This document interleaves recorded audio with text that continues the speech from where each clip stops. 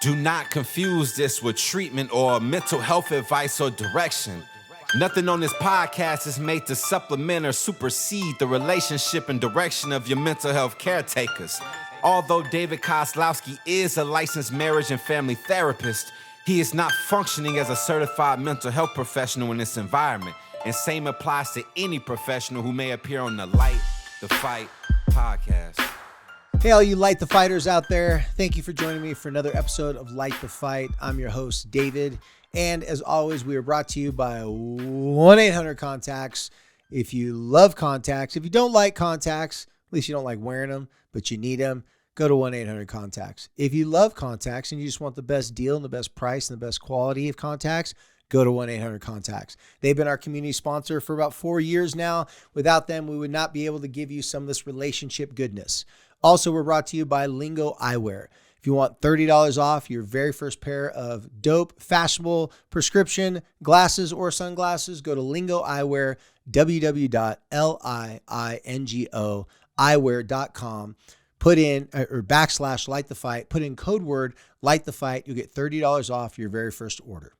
If you're like me and you're a parent or you're a teacher or you work with young people or just people who act young, you will hear this statement quite often. Are you ready? It sounds a little something like this. I'm bored.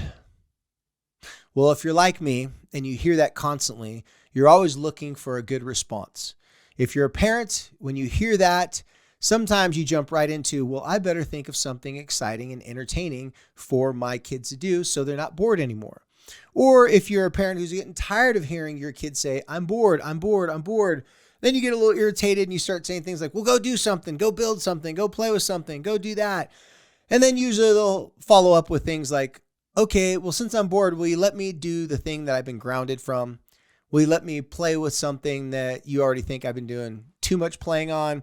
Will you let me do something that's pretty mindless for me, but very entertaining?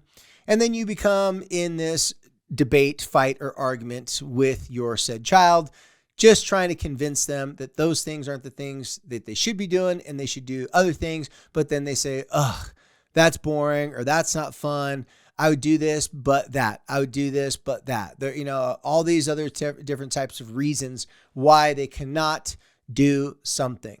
So what I tell all my students, all the teenagers I counsel, and even my kids, I tell them, when you're bored, you're really getting a notification from your brain that says, get off your ashtray and do something. What I mean by that is when we're bored and we confess and we state and we proclaim out loud to the world that we're bored, we're usually going to get a lot of people weighing in and commenting on that comment, such as parents. If you're a teenager, you say, I'm bored, your parents will be like, do this, do that. And then you will find yourself saying, well, I would do this, but. Well, like I said before, if you are bored, you are getting a notification from your brain when it says you're bored. It's really telling you to go do something. That's right. It doesn't mean, what else could I mindlessly drift in?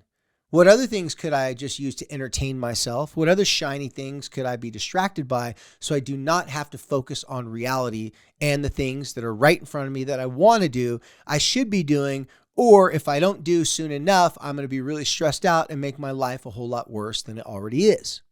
Now, I bring this up because when I say bored and kids tell me, oh, I can't do that, but I would do this, but I can't do that, it comes with a lot of buts, comes with a lot of exceptions. I can guarantee you guys that our ancestors did not have this problem. I don't think too many of our ancestors were fighting off bears and lions, looking for water, trying to find shelter, trying to survive. And in the middle of that process, they stopped and they said, you know what? I wish I had something to do to just make me laugh or keep me entertained so I don't have to worry about all these other things. Now, they created music, they created culture. They had lots of different types of things to have fun and enjoy when they were not and enjoy their time when they weren't seeking after ways to stay alive and survive. But those times were times where they were able to make art, make music, learn how to dance, Learn how to do interesting, entertaining things. Maybe learn certain hobbies, how to build things. That's right. Our ancestors did not have the luxury of being bored because there wasn't a rectangular device inside their hand that automatically just produced massive amounts of dopamine when we looked at it. That's right. Dopamine. It's a drug. If you've listened to the last episode here at Light the Fight, talked a lot about dopamine. So in this episode, we're going to be talking about when you're bored, what is it trying to tell you? I said it's telling you to get off your ashtray, meaning to get motivated to do something. It's telling you to be creative. It's telling you to get after something that you should have been doing, but you've been putting off.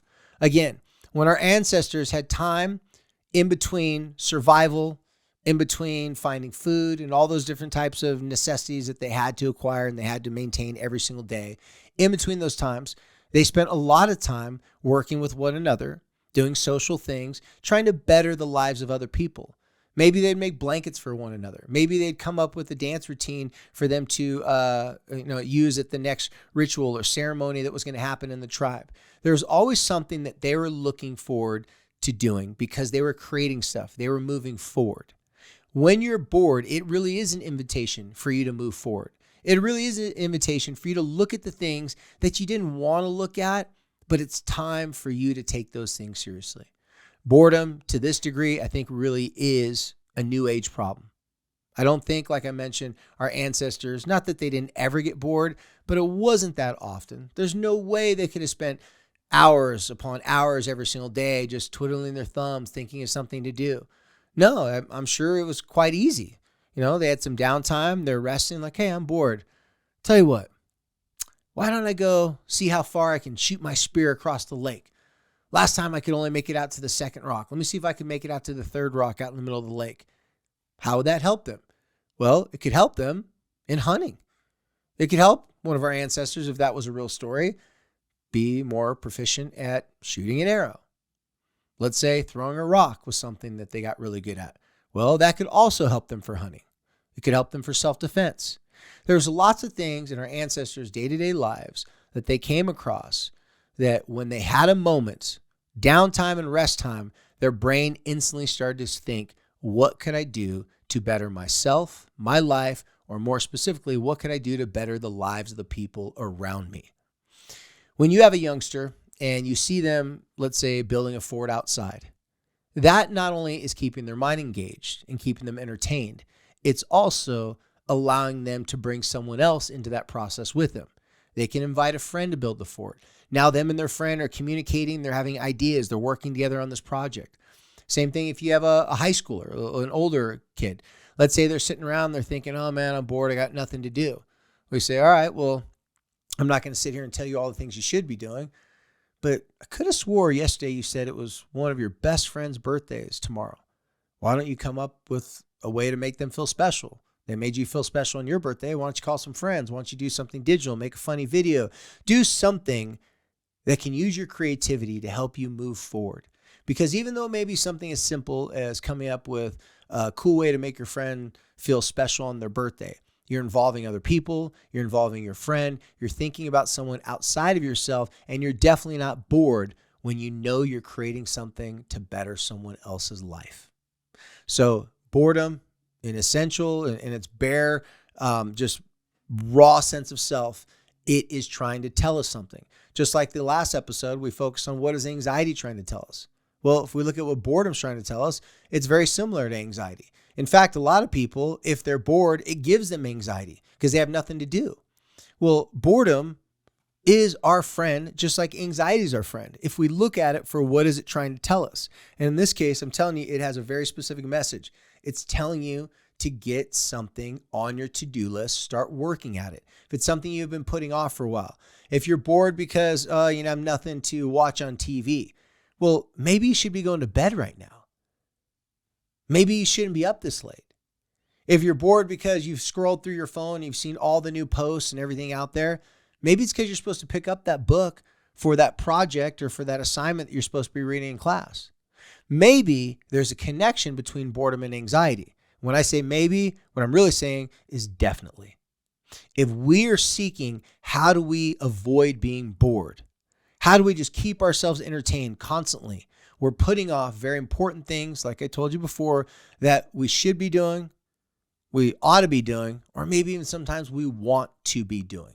So look at boredom as trying to tell you it's time to create. Or as I like to say, it's time to get off your ashtray, because you put butts in the actual ashtray if you're a cigarette smoker.